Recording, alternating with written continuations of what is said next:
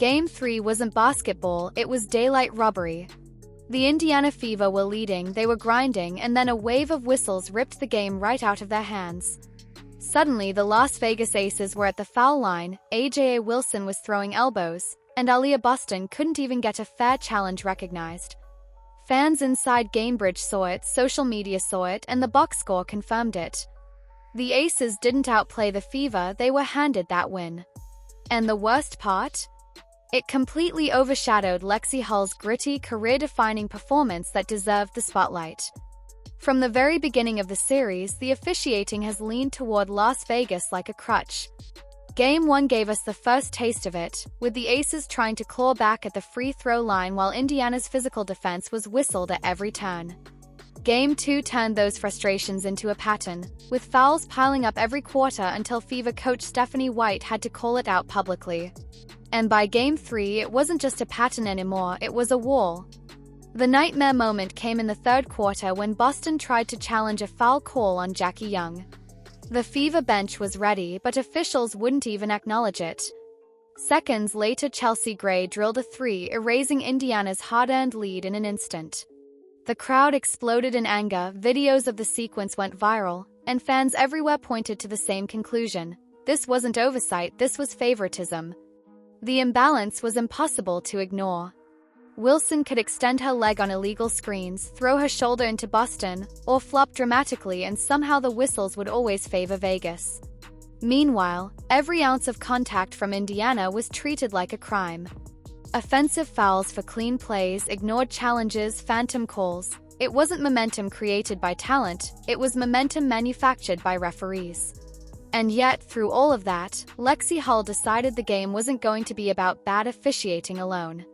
Hull came into Game 3 banged up, questionable with a back injury, and expected to contribute little more than a few minutes. Instead, she gave Indiana the game of her life.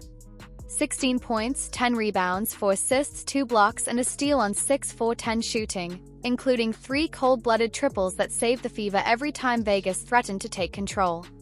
She tied a franchise playoff record for threes across 2 games, all while grimacing in pain and diving headfirst for loose balls.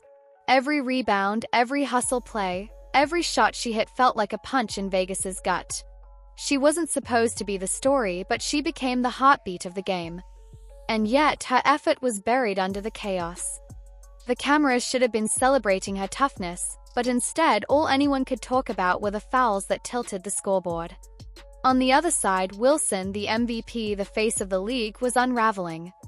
After opening with a three-pointer, she went ice-cold, hitting just one of her next 11 shots.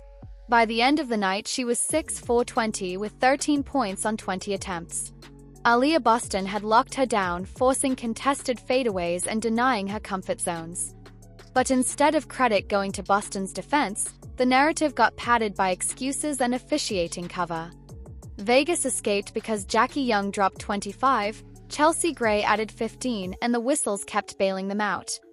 But everyone watching knows the truth. This wasn't a statement win, it was a protected one. The Aces are leaning on the refs as much as they're leaning on their supposed superstar. And Becky Hammon's post-game complaints about Wilson only getting one free throw attempt in 38 minutes rang hollow when the Aces had been living at the line all series long. Now everything turns to Gamebridge Fieldhouse for Game 4. Indiana is down 2-1, their season on the line, but they aren't broken. In front of 17,000 fans, the Fever have a chance to turn the noise into fuel and force Vegas to actually play basketball without safety nets. The plan is simple: pound the ball inside to Boston, get Mitchell going early, and let Hull feed off the crowd again. Vegas has cracks everywhere, Wilson's confidence is fragile, Jackie Young is carrying too much of the load, and their depth hasn't been tested in a hostile playoff environment. If Indiana brings that fight and energy again, this series could swing in a heartbeat. The Fever didn't lose Game 3, they had it stolen. But Game 4 is their shot at redemption, their chance to expose just how hollow those Aces wins look when the whistles stop carrying them. Do you think the Fever can bounce back? If yes, then comment "Let's go Fever."